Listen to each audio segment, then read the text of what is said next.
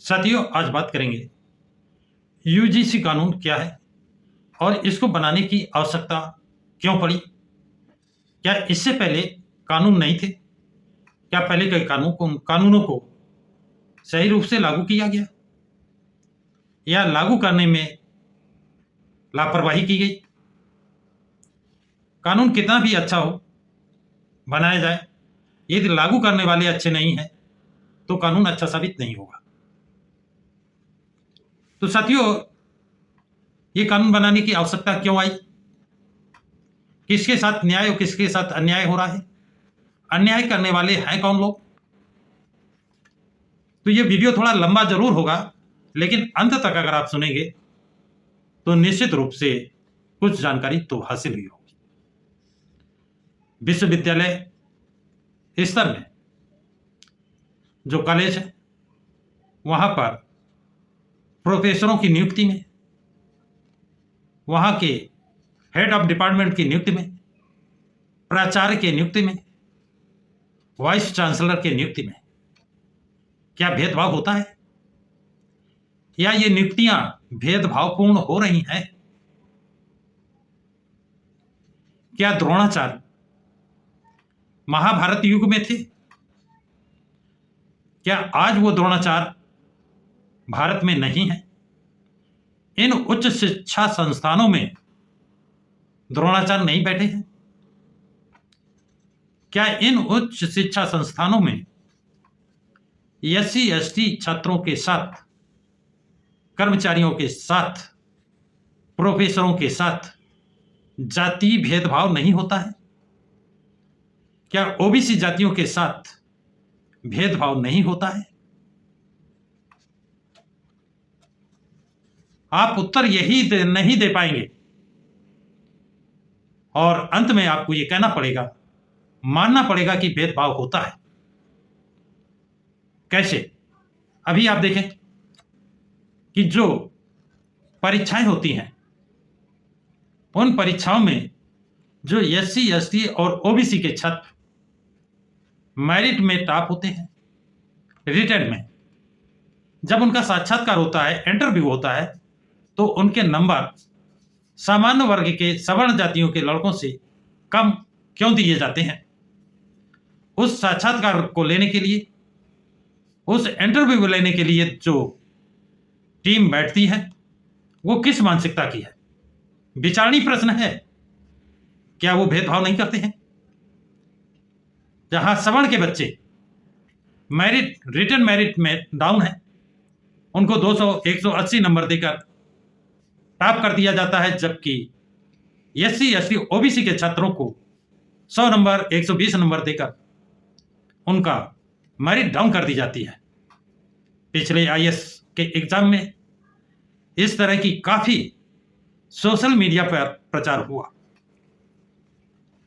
और ये शिकायतें बार बार हो रही हैं, और फिर वो इंटरव्यू लेने वाले या संस्थान एनएफएस नॉट फॉर सुटेबल लिख करके जगह छोड़ देते हैं या उनकी जगह सामान्य अभ्यर्थियों द्वारा भर ली जाती है।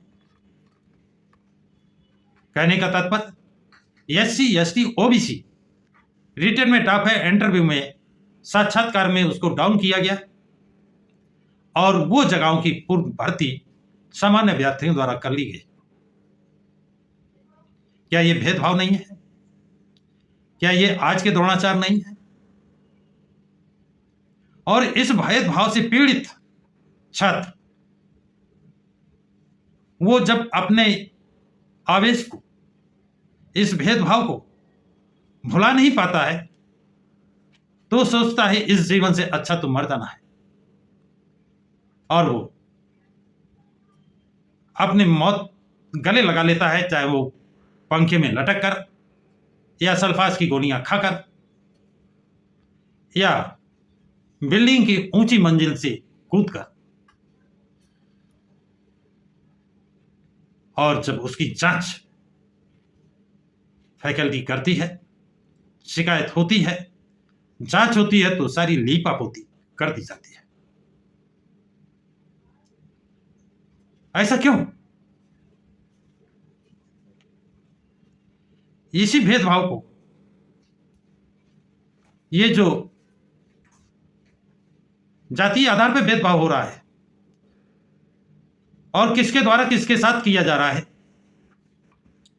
इसको समाप्त करने के लिए केंद्र सरकार ने एक कानून बनाया जिसका नाम है यूजीसी, और ये 15 जनवरी 2026 को लागू हो गया, जिसका पूरे देश में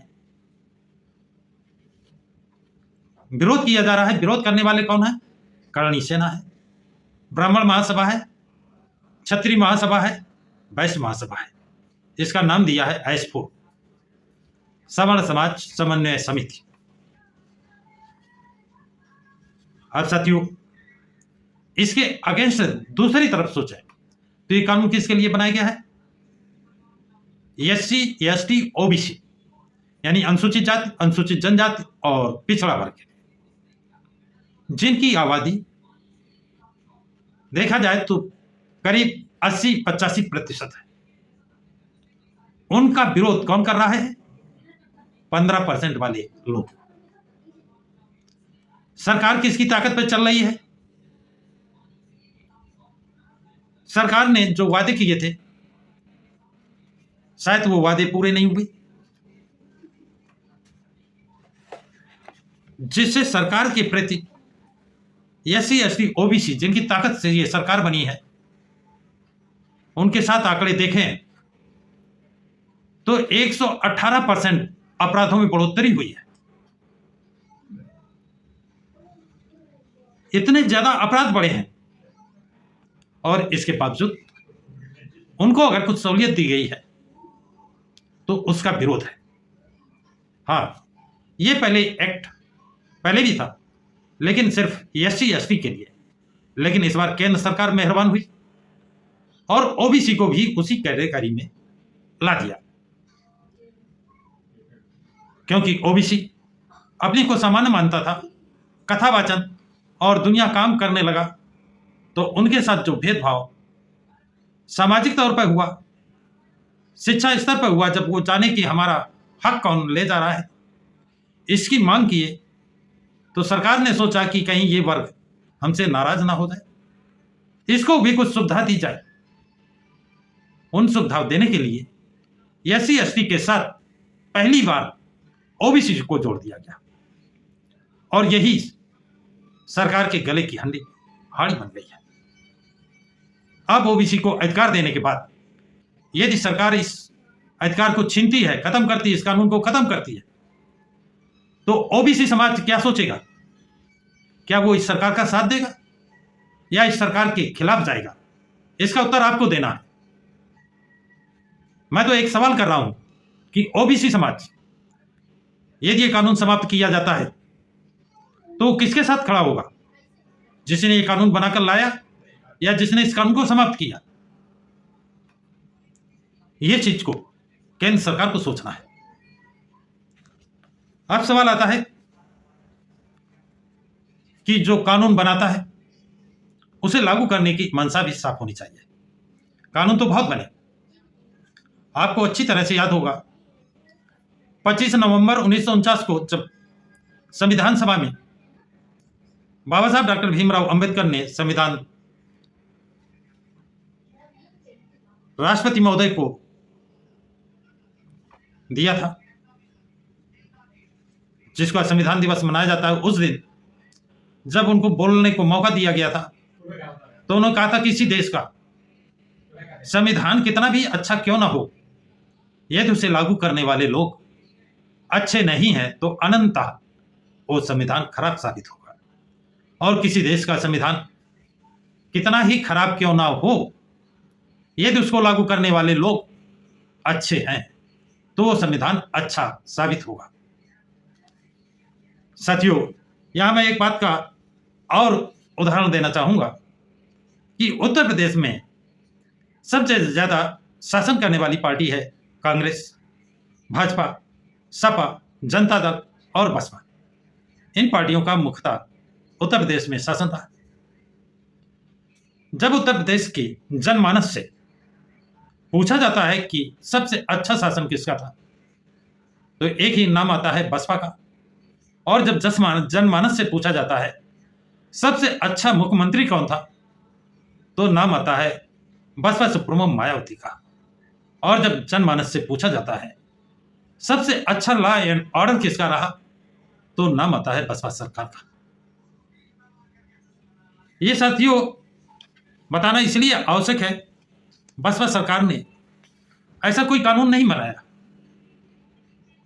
जो पूर्ववर्ती सरकारों ने कानून बनाए थे, जो संविधान था, उन्हीं कानूनों को बसपा सरकार ने सख्ती से लागू करा दिया।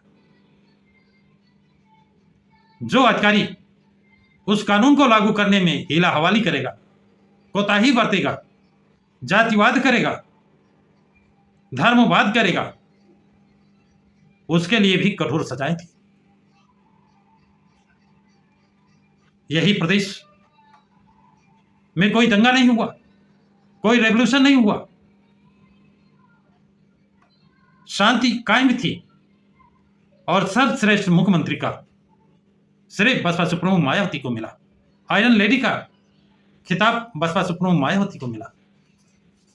क्या इसके लिए उन्होंने कोई कानून बनाया था? कदापि नहीं। पूर्ववर्ती सरकारों ने जो कानून बनाया था, उन्हीं कानून को सख्ती से लागू किया। अब साथियों थोड़ी सी बात मैं माननीय प्रधानमंत्री जी की करूंगा। जब SC ST पर अत्याचारों की बाढ़ आई, त्राही त्राही मची थी और प्रदेश से लेकर केंद्र तक पुकार लगा रहे थे कि भाई मदद करें, तो माननीय प्रधानमंत्री जी अपना दर्द रोक नहीं पाए।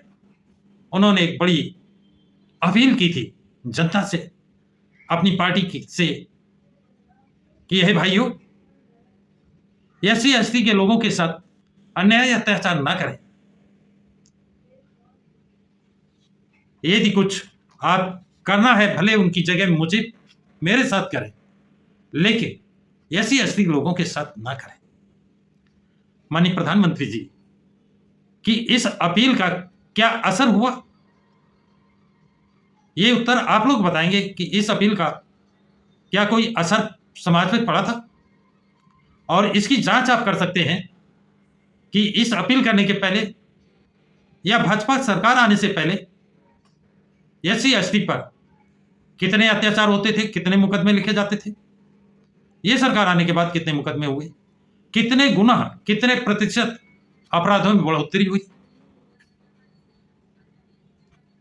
ये आंकड़े बताते हैं कि अपराधों में कोई रोकथाम नहीं लगी, अपराधों में बढ़ोतरी होती रही और इससे समाज ग्रसित है। ऐसा नहीं कि प्रदेश सरकार नहीं जानती है, ऐसा नहीं कि केंद्र सरकार नहीं जानती है। ये आंकड़े प्रदेश सरकार के पास है और ये आंकड़े केंद्र सरकार के पास हैं और ये आंकड़े अपोजिट पार्टी के नेताओं के पास भी है। आप जब चुनाव करीब आता है तो सरकार नींद से जागती है कि ऐसे रहा तो हमारा वोट बैंक खिसक सकता है, तो कुछ तो इनकी मदद की जाए, कुछ ऐसा किया जाए जिससे समाज को यह लगे कि सरकार हमारे हित के लिए कुछ तो कर रही है। उस कुछ करने के लिए UGC कानून लाया गया है भेदभाव करने वालों के लिए। तो दूसरों के पेट में दर्द क्यों है? जिनके पेट में दर्द हो रहा है वो हैं कौन लोग? क्या वही लोग तो नहीं है जो भेदभाव करने के आदी हैं? ये सवाल आप लोग बताएंगे, इसका उत्तर आप बताएंगे। मैं सवाल कर रहा हूं, ये जो UGC कानून का विरोध करने वाले लोग कौन लोग हैं? कहीं वही तो नहीं है जो भेदभाव करने के आदी हैं? इसका उत्तर जरूर आप कमेंट बॉक्स में लिखें। इसके यदि प्रधानमंत्री जी, माननीय प्रधानमंत्री की अपील का समाज पर असर पड़ा होता तो निश्चित रूप से अपराध के आंकड़ों में कमी आती, समाज में उनकी वाहवाही होती और उनको ऐसा कोई कानून लाने की जरूरत नहीं पड़ती। अब इसका मतलब है कि ये बात उत्तर प्रदेश सरकार जानती है, केंद्र सरकार जानती है, प्रधानमंत्री, माननीय प्रधानमंत्री भी जानते हैं इसलिए उस दर्द को दबाने के लिए और अपना ये बताने के लिए हम तुम्हारे कितने बड़े हमदर्द हैं, ये कानून लाया और कानून लागू कर दिया। इस कानून का विरोध करने वाले कौन लोग हैं, ये विचारणीय प्रश्न है। अब केंद्र सरकार के सामने कुआं और खाई कि इसमें उन्होंने ओबीसी समाज को भी माना है कि उनके साथ जाति भेदभाव होता है, उनके साथ भी चोटी रखने पर भेदभाव होता है, उनके कथावाचन पर भेदभाव होता है, उनके भी अच्छे कपड़े पहनने पर भेदभाव होता है, उनको भी अच्छे वाहन पर चलने पर भेदभाव होता है, उनको भी एनएफएस लिखा जाता है। अब ये कानून सरकार ने बनाया है, जिससे एससी एसटी ओबीसी सरकार की तारीफ कर रहे हैं। कुछ लोग सरकार का विरोध कर रहे हैं और उनकी मांग है इस कानून को वापस लिया जाए। यदि ये कानून सरकार वापस लेती है तो क्या एससी एसटी ओबीसी सरकार को अच्छा कहेगी, सरकार के साथ रहेगी या सरकार के खिलाफ जाएगी? इसका उत्तर आपको देना है। ये सरकार के कानून वापस लेने से सरकार का हित बनेगा, हित में जाएगा या अहित में जाएगा, इसका भी उत्तर आपको देना है। तो साथियों, जय भीम, जय भारत, जय संविधान।